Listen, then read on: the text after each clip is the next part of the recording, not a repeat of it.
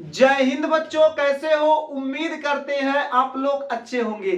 प्यारे बच्चों, आज का क्लास लेकर फिर आप सबके बीच उपस्थित हो गए हैं। आज के क्लास में हम लोग अध्ययन करने वाले हैं भ्रूण से संबंधित, यानी ये जो भ्रूण होता है इसका निर्माण कैसे होता है, आज के क्लास में मेरे देश के नौजवान अध्ययन करेंगे। तो आप लोग मुस्कुराते हुए, हंसते हुए एक छोटा सा, नन्हा सा, अच्छा सा हेडिंग कर लीजिए, भ्रूण। हेडिंग क्या करेंगे? भ्रूण। तो हेडिंग कर लो मेरे देश के अच्छे बच्चे, भ्रूण। हो गया हेडिंग। अब हम लोग समझते हैं भ्रूण क्या होता है।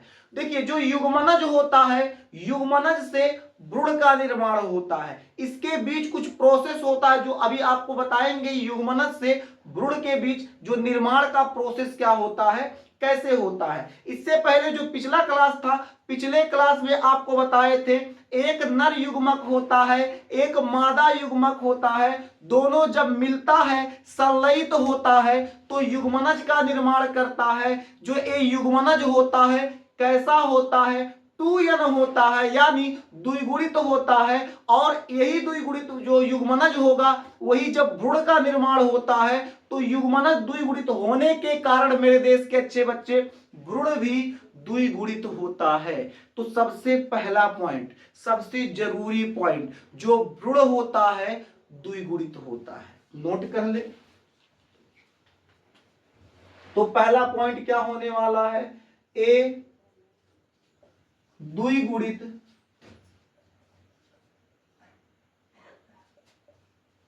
होता है। पहला पॉइंट, ठीक है। ये क्या होता है? द्विगुणित होता है। इसके अलावा युग्मनज से मेरे देश के अच्छे बच्चे भ्रूण का निर्माण होता है। यानी भ्रूण का निर्माण कैसे होगा? तो युग्मनज से भ्रूण का निर्माण होगा। इस पॉइंट को भी आप लोग मुस्कुराते हुए नोट कर लीजिए। युग्मनज, युग्मनज से किसका निर्माण होता है? भ्रूण का निर्माण होता है। अब होता कैसे है इसको भी समझ लेते हैं। देखिए, जो युग्मनज होगा,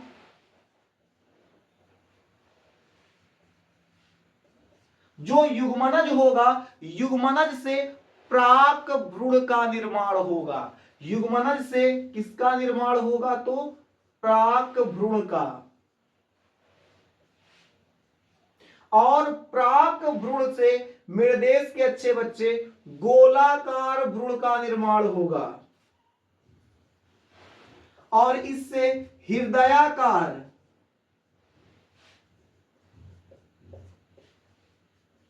और हृदयाकार के बाद क्या हो जाएगा? परिपक्व, परिपक्व भ्रूण का निर्माण होगा। यानी अभी आपको जो बताया गया था, जो युग्मनज होता है, युग्मनज से भ्रूण का निर्माण होता है। कैसे होता है? तो युग्मनज जो होता है, युग्मनज से प्राक भ्रूण का निर्माण होगा। प्राक भ्रूण से फिर गोलाकार भ्रूण का निर्माण होगा। गोलाकार भ्रूण के बाद फिर हृदयाकार, उसके बाद फिर परिपक्व भ्रूण का निर्माण होगा। समझ गए? इसके अलावा एक गजब की बात बताते हैं। गजब की बात यह है मेरे देश के अच्छे बच्चे, ये जो भ्रूण होता है वो बीजांड जो होता है उसके अंडद्वारी सिरे की ओर स्थित होता है। यानी कह सकते हैं भ्रूण अंडद्वारी सिरे की ओर स्थित होता है। इस पॉइंट को आप लोग मुस्कुराते हुए नोट कर लीजिएगा। पॉइंट क्या होगा? ए मतलब भ्रूण, बीजांड द्वारी सिरे की ओर स्थित होता है।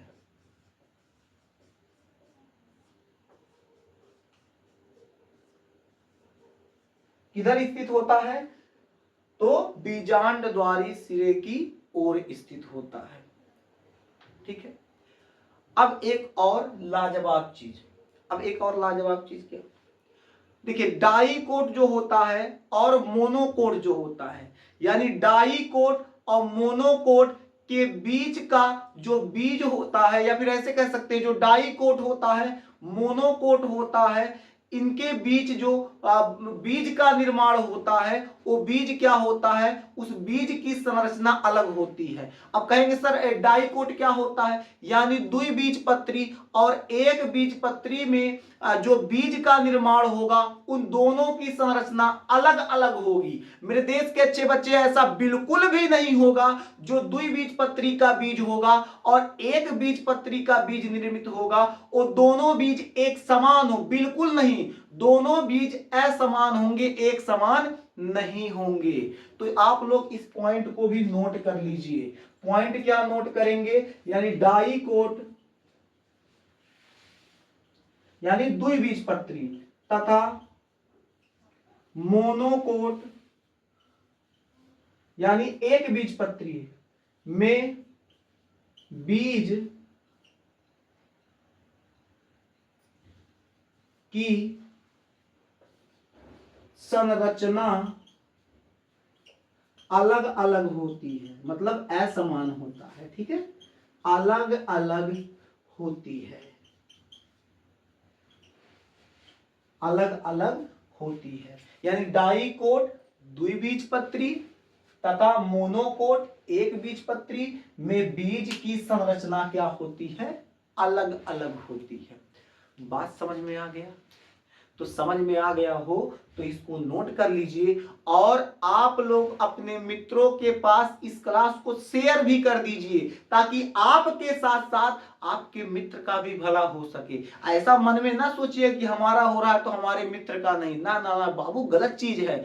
अपने साथ अपने मित्र को भी जोड़िए ताकि वो भी तो पढ़ सके, आपके साथ उनका भी बेहतर नंबर आ सके, बेहतर पढ़ाई उनको भी मिल सके। तो यही कहेंगे, आप इसको नोट कर लीजिए और नोट करने के बाद क्लास अच्छे से समझ गए हैं तो अपने मित्रों के पास भी शेयर कर दीजिएगा। अगर आपको किसी प्रकार की समस्या होती है तो कमेंट खुला हुआ है, आप निसंदेह अपनी समस्या को बता सकते हैं, हम आपकी समस्या जरूर सुनेंगे।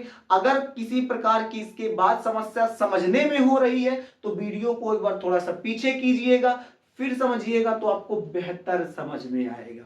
समझ में आ गया? इसको नोट कर लीजिए, फिर मिलेंगे आपसे अगले क्लास में। आप कहिएगा नहीं सर बहुत छोटा क्लास था, भाई छोटा सा टॉपिक था तो छोटा क्लास होगा ही, तो बहुत छोटा सा क्लास था, इसमें कोई दिक्कत नहीं है। फिर मिलेंगे आपसे अगले क्लास में, तब तक के लिए जय हिंद।